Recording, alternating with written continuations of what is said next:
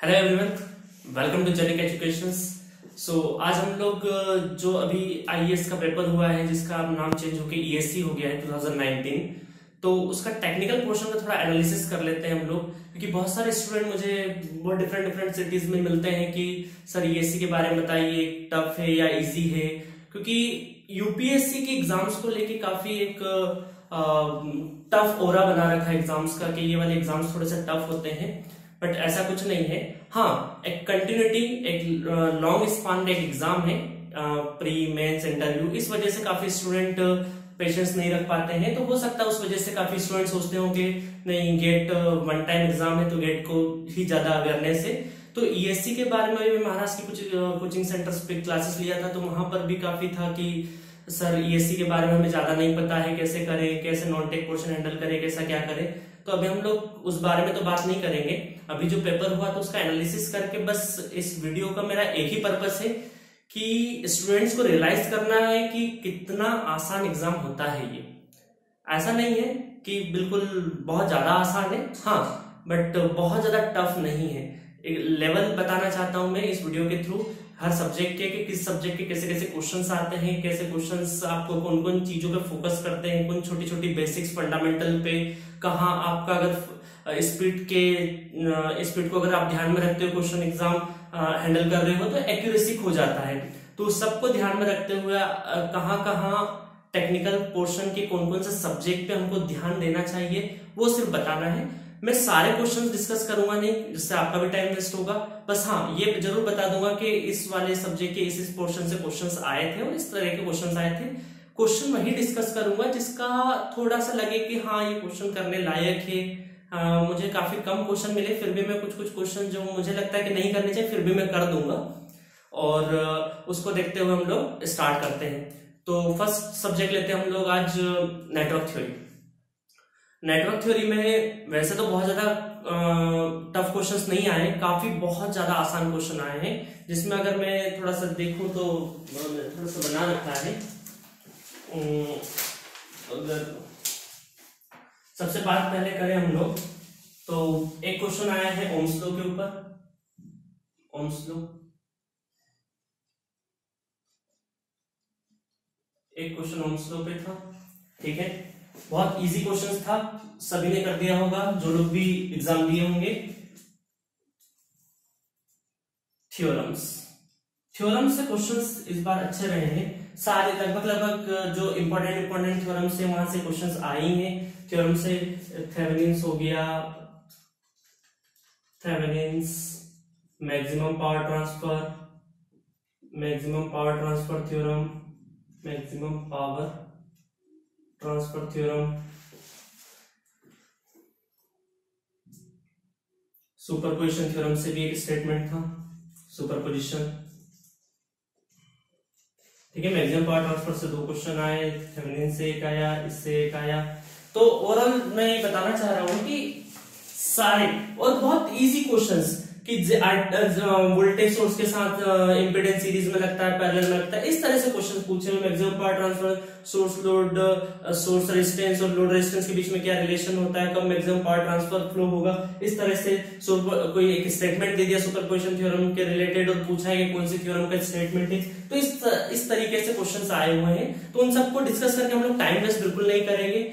यहां से पूरे नेटवर्क की अगर मैं बात करूं, अभी और भी मैं देखता हूं, एक मैग्नेटिक कपल सर्किट के ऊपर भी आया है, मैग्नेटिक कपल,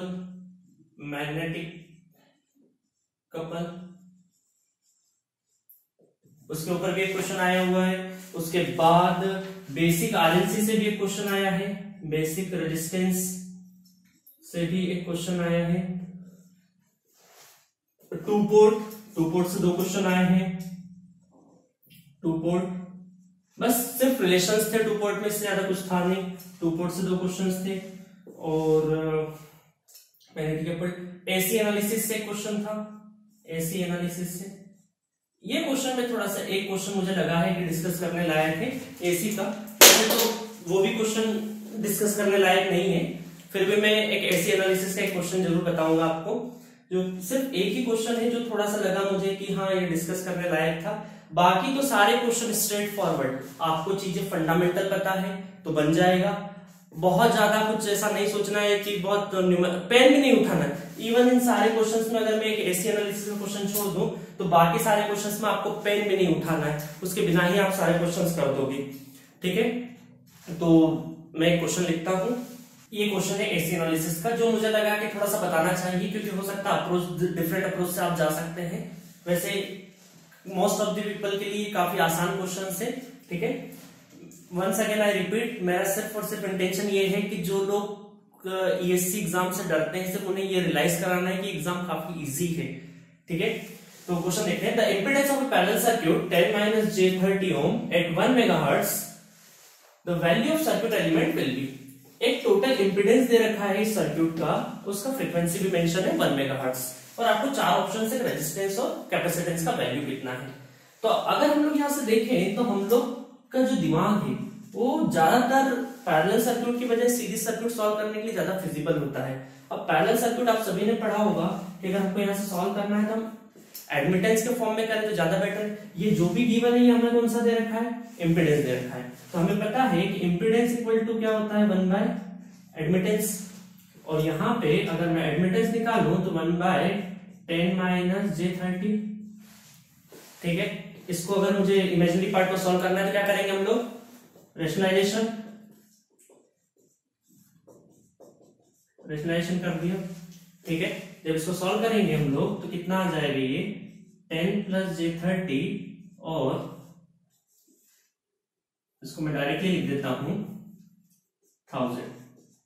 तो कितना हो जाएगा 1/100 + j30 डिवाइडेड बाय 1000। सो अगर मैं इसको सॉल्व करूं, इसको कंपेयर करूं, तो ये कंपैरिजन में क्या जाएगा, कंपैरिजन में जाएगा G + JBC, J + GBC, that is conductance. ठीक है, और दैट इज कैपेसिटिव ससेप्टेंस।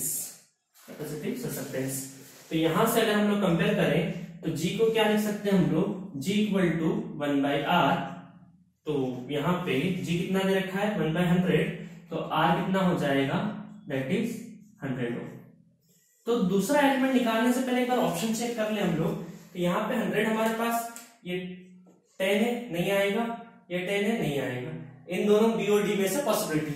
ऐसे जब टाइम ज्यादा और क्वेश्चन टाइम कम और क्वेश्चन ज्यादा है तो ऐसे एग्जाम्स में एक बार ऑप्शन देख लेने चाहिए, कई बार हमें हो सकता है दूसरा वाला सॉल्व करना नहीं पड़े। ठीक है, तो जब बीसी की बारी आएगी तो बीसी इक्वल टू कितना हो जाएगा, अगर हम लोग इसको सॉल्व करें तो ये आ जाएगा हमारे पास, दैट इज 1/100 + j30 × 10⁻³ और इसको कंपेयर करें तो कितना हो जाएगा, BC = 2π, that is omega c, ये हो जाएगा 2πfc। फ्रीक्वेंसी हमें पता है कितना है 1 मेगाहर्ट्ज पता है, तो BC इतना कितना ले लेंगे हम लोग 30 × 10⁻³ 2π, फ्रीक्वेंसी 1 × 10⁻6c। तो इस तरीके से अगर कैलकुलेट करेंगे हम लोग तो ये 4.7 nanofarad, 4.7 nanofarad is the right answer. तो इस तरीके से हमारा आंसर क्या हो जाएगा 100 ओम एंड 4.7, आई थिंक 4.7 है, 4.7 नैनोफैराड। ओके, तो इस तरीके से क्वेश्चंस आते हैं। थोड़ा सा इस नेटवर्क में एक ही कैलकुलेशन था, और अगर हम लोग नेटवर्क एनालिसिस की बात करें तो ये लगभग 12 क्वेश्चंस आए थे यहां से, 12 क्वेश्चंस।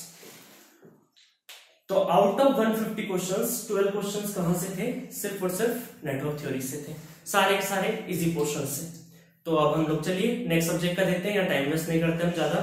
ठीक है, तो गाइस नेटवर्क सब 4 से 5 सब्जेक्ट का फाउंडेशन है, फंडामेंटल है। आप इसको बहुत अच्छे से देखिए, क्योंकि ये क्वेश्चन जितने इजी लग रहे हैं तभी इजी है जब आपका सब्जेक्ट पे पकड़, आपका जो फाउंडेशन जो बेस है वो बहुत अच्छा होगा। आपकी हर एक, अगर आपने हो सकता है सोर्स ट्रांसफॉर्म, सोर्स रेजिस्टेंस और लोड रेजिस्टेंस में अगर लाइन नहीं पड़ी तो गलत हो सकता है। छोटा सा वर्ड इधर से उधर आपका दूसरा ऑप्शन टिक करवा सकता है। तो ये जब आपको आते रहेंगे, एक बार अच्छे से फाउंडेशन पढ़ लिया आपने, बहुत सारे बेसिक्स क्लियर है, तभी ये इजी लगेगा, अदरवाइज इतना इजी नहीं है। अगर हो सकता है क्वेश्चन टिक करा और गलत हो गया तो फिर वो गलत आपके नेगेटिव मार्किंग में जुड़ेगा। ओके, चलिए देखते हैं next subject. Okay, thank you.